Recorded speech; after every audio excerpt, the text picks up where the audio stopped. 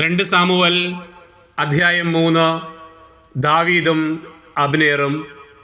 22 മുതൽ 39 വരെ വാക്യങ്ങൾ. അപ്പോൾ തന്നെ ദാവീദിൻ്റെ ദാസന്മാർ യോവാബിനോടൊപ്പം ഒരു കവർച്ച കഴിഞ്ഞ് കൊള്ളവസ്തുക്കളുമായി മടങ്ങിയെത്തി. അപ്പോൾ അബ്നേർ ഹെബ്രോണിൽ ദാവീദിനോട് കൂടെ ഉണ്ടായിരുന്നില്ല. എന്തെന്നാൽ ദാവീദ് അവനെ മടക്കി അയക്കുകയും അവൻ സമാധാനത്തോടെ പോവുകയും ചെയ്തിരുന്നു. നേറിൻ്റെ മകൻ അബ്നേർ രാജാവിൻ്റെ അടുക്കൽ വന്നു. രാജാവ് അവനെ സമാധാനത്തോടെ മടക്കി അയച്ചു എന്ന് സൈന്യസമേതം മടങ്ങി വന്ന യോവാബ് അറിഞ്ഞു.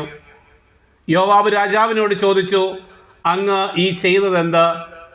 അബ്നേർ അങ്ങയുടെ അടുക്കൽ വന്നിരുന്നല്ലോ, അങ്ങ് അവനെ വെറുതെ വിട്ടതെന്തുകൊണ്ട്?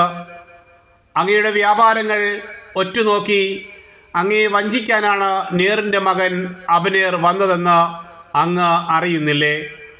ദാവീദിൻ്റെ സന്നിധിയിൽ നിന്ന് പുറത്തു വന്ന യോവാബ് അബ്നേറിൻ്റെ പിന്നാലെ ദൂതന്മാരെ അയച്ചു. അവർ അവനെ സീറായുടെ കിണറ്റിനരികിൽ നിന്ന് തിരികെ കൊണ്ടുവന്നു. ദാവീദ് ഇത് അറിഞ്ഞില്ല. അബ്നേർ ഹെബ്രോണിൽ തിരിച്ചെത്തിയപ്പോൾ സ്വകാര്യം പറയുവാനെന്നോണം യോവാബ് അവനെ പടിവാതിൽക്കലേക്ക് തനിച്ചു കൊണ്ടുപോയി വയറ്റത്ത് കുത്തി അവനെ കൊന്ന് തൻ്റെ സഹോദരനായ അസഹേലിനെ കൊന്നതിന് പകരം വീട്ടി. ഈ വിവരമറിഞ്ഞ് ദാവീദ് പറഞ്ഞു, നേറിൻ്റെ മകൻ അബ്നേറിൻ്റെ രക്തം സംബന്ധിച്ച് എനിക്കും എൻ്റെ രാജ്യത്തിനും കർത്താവിൻ്റെ മുൻപാകെ കുറ്റമില്ല. ഇത് യോവാബിൻ്റെയും അവൻ്റെ പിതൃഭവനത്തിൻ്റെയും മേൽ ആയിരിക്കട്ടെ.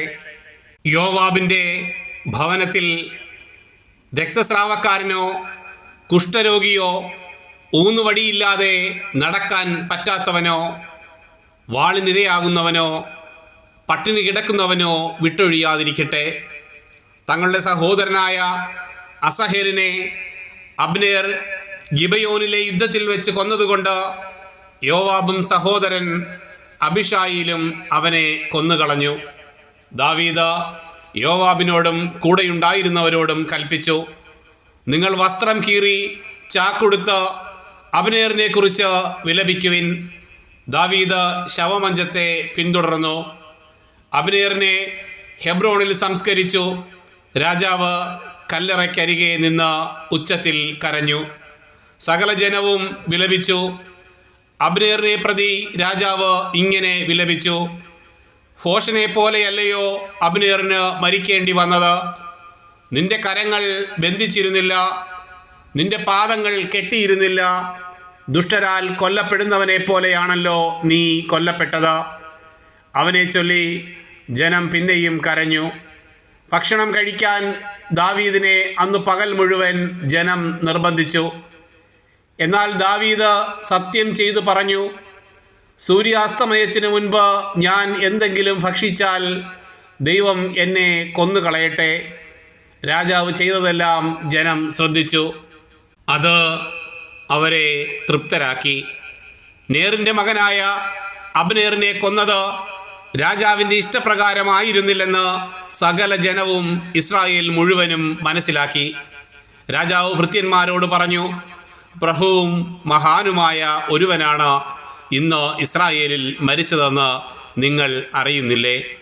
അഭിഷിക്തനായ രാജാവെങ്കിലും ഞാൻ ഇന്ന് ബലഹീനനാണ്. സെരൂയയുടെ പുത്രന്മാരായ ഇവർ എൻ്റെ വരുതിയിൽ ഒതുങ്ങാത്ത വിധം ക്രൂരന്മാരത്രേ. ദുഷ്ടനോട് അവൻ്റെ ദുഷ്ടതയ്ക്കൊത്തവണ്ണം കർത്താവ് പ്രതികാരം ചെയ്യട്ടെ.